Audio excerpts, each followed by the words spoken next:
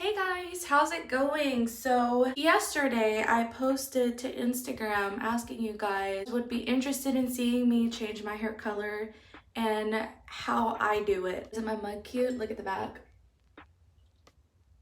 It's so, oh, and it glows in the dark. Best part. If you guys are new here, hi, I'm Roxy. Nice to meet you through the internet. Well, I'm not exactly going to tell you what color I'm gonna do just yet. I'm just gonna show you how I'm gonna lift my hair so I can deposit the color that I want. I'm not really too concerned about the top area because the top area, even though my roots are growing out, I do have it kind of subtly highlighted upwards so that way there's still color there. My main is that I need to get at least this and down clear.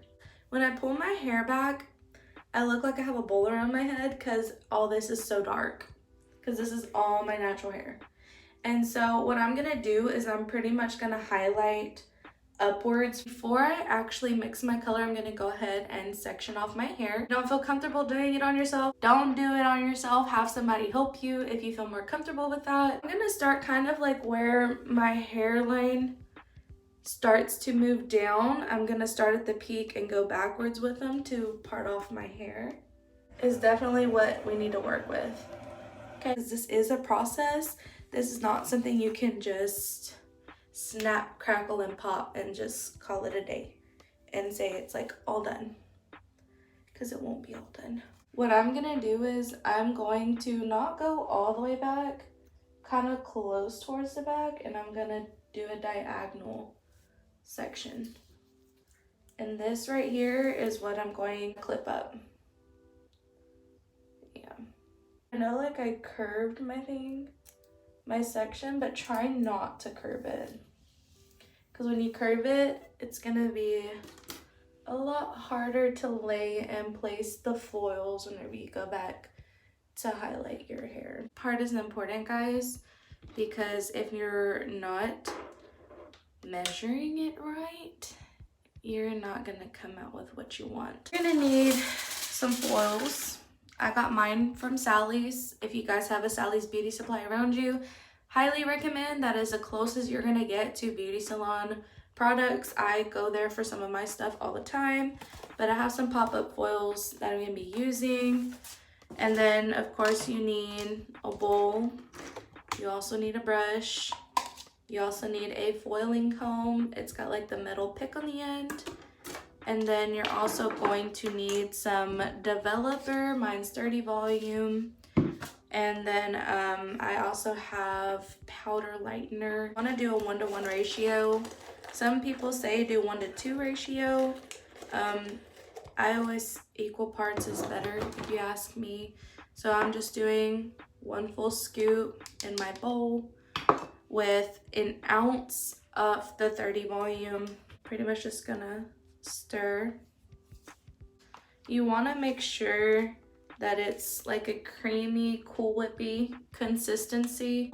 I just pulled my clip up so I can see the part a little bit more. I'm gonna go in and take a thin slice of hair. You know, it's pretty see-through.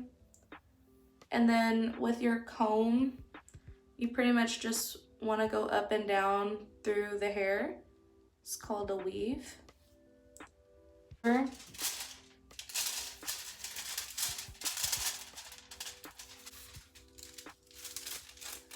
Normally I have the flap on the side towards me so I can scoot it up if I have to, but because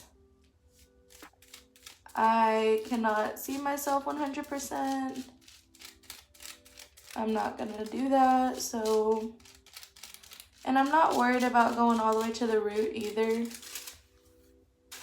in case you guys are wondering. Now I'm just gonna go over pretty much everything. So now that I pretty much have that done, I'm leaving the blonde piece out because I don't really want to overlap it. More like a balayage. Kind of show you guys the way to balayage a little bit more. It'd probably be easier for you guys.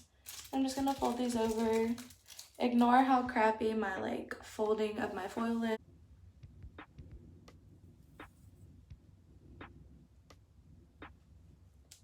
go.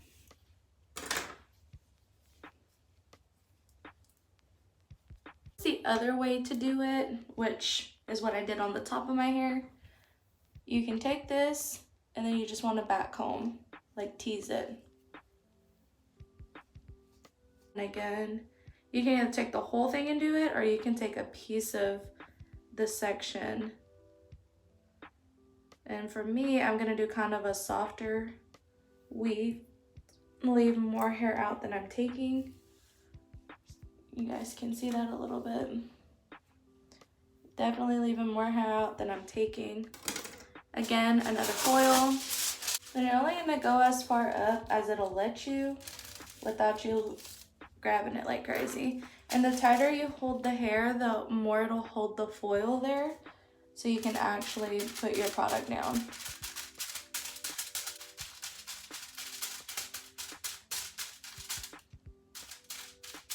Get one flap if you want to, just so you can see better, but I don't like for the blonde to be in my face, so I kind of fold it over a little bit to get it out the way. And then you're just gonna repeat.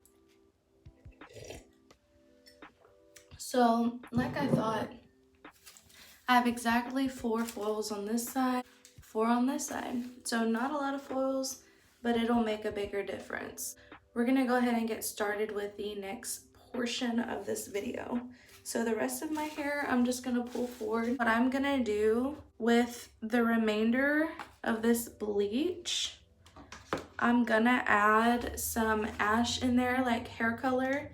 And here's the 9 Ash Blonde. And it's gonna be like a small drop in there. I'm pretty much gonna run it through my ends. You're gonna see this turn a little bit purple and red.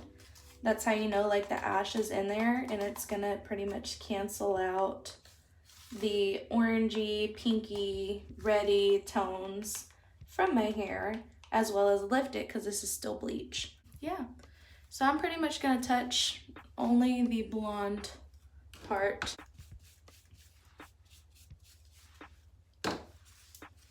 Basically gonna run my fingers through it.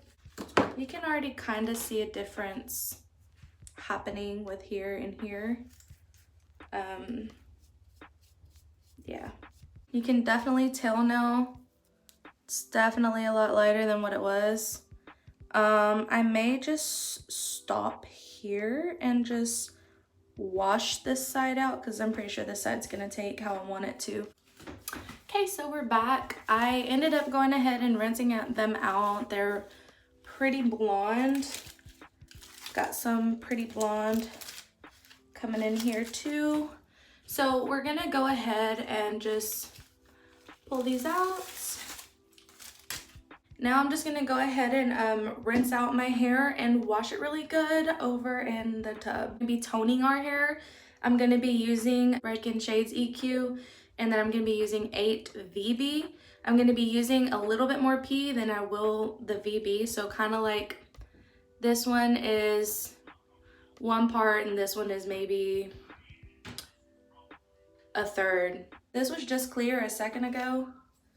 Can definitely see it's definitely a different color. My ends, and we'll watch my ends as they develop with the toner. You should pretty much be starting to see like an immediate like change, which, you know, we will probably see here in just a second, like what's gonna happen. It's already taking to my hair. This is such a pretty color. Look at that. Can you guys see that? It's so pretty. So pretty. So be right back. I'm gonna blow dry now that I'm out.